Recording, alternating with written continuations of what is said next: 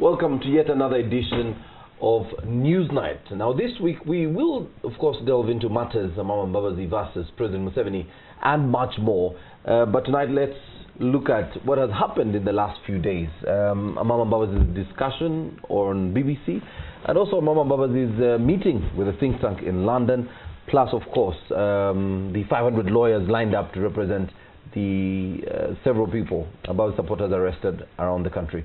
That and much more on Newsnight with the old man of the clan, Mwenda, and also CEO of the Independent magazine.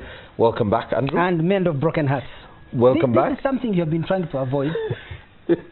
Until we have a couple that you have if reunited. If the girls will run away from you, you're already married. Stop running around town with women. Andrew, let's look I will reveal this to Irene. Let's look at the Mbabazi question. Several things have happened. So we get a video Monday morning, right? And then Tuesday, he meets the president. Wednesday, on Monday, that same day. And then Tuesday, he leaves the country and flies to London. Has a discussion on BBC with your friend, Kasuja.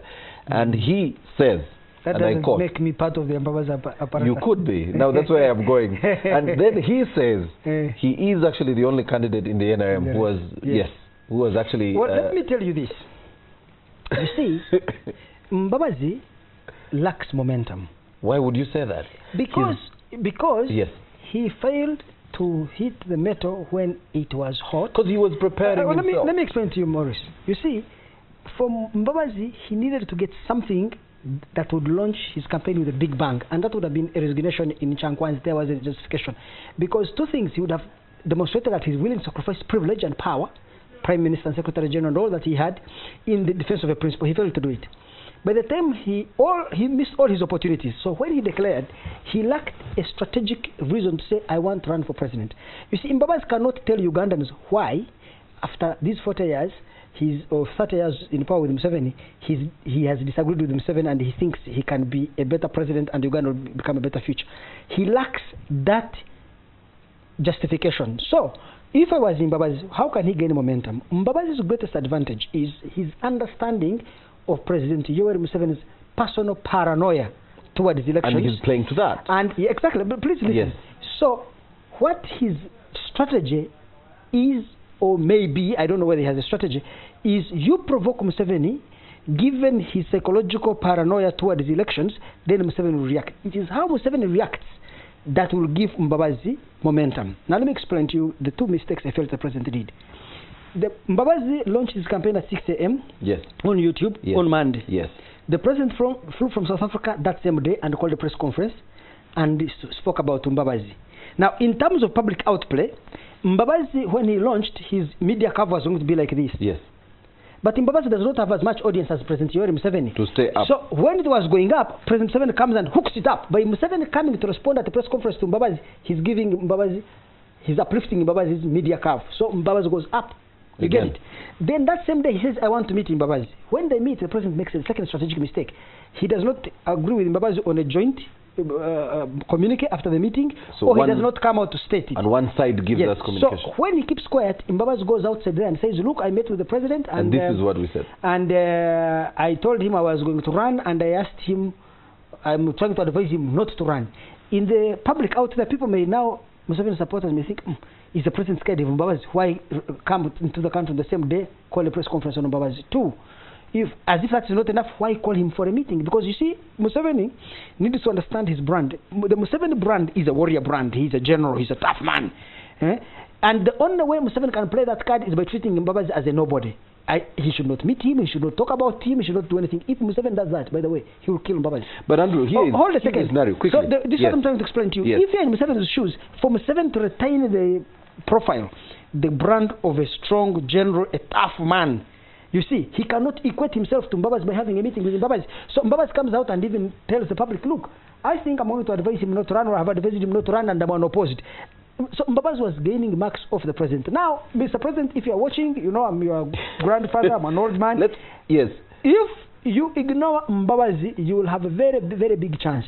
The second thing the state is likely to do is to try to kick Mbabazi out of NRM. But it will give Mbabazi more coverage. 2, they may try to prosecute him on some corruption charges. It will attract a lot of sympathy and attention towards Mbabazi.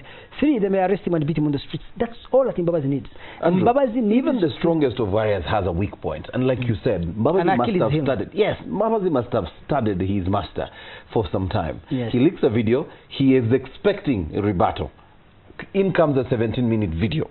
In that video, Mbabazi's name is mentioned close to 8 times. Yes. Against the ones, I think Mbabazi mentioned President Museveni's name or even didn't mention in his video. Then he goes on to invite him. He shouldn't, like you say, he probably should have ignored him.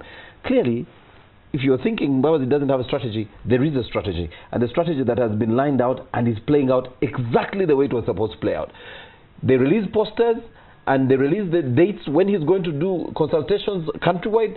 The Electoral Commission says that is illegal. He releases a letter immediately showing he had written to the Electoral Commission seeking their permission to visit these areas. Again, the Electoral Commission has to retract their statement and say he has to actually follow so the that's what I'm saying. In other words, Mbabazi, so he has actually... You need to understand the character of the man. Mbabazi is a very technical, legalistic person. And he's likely to follow the letter of the law. And in other words, unlike Besigye, who was willing to break the law in order to get his way, Mbabazi is likely to uphold the law. In which case, it is the state that has to break the law in order to react to Mbaba. And that is why they need to understand the type of opponent they have and the disadvantages and advantages he has at his play. I personally think that Mbabazi is a very, very weak candidate.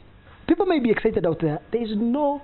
You see, to run in a campaign against Museveni, there must be something you bring onto the table.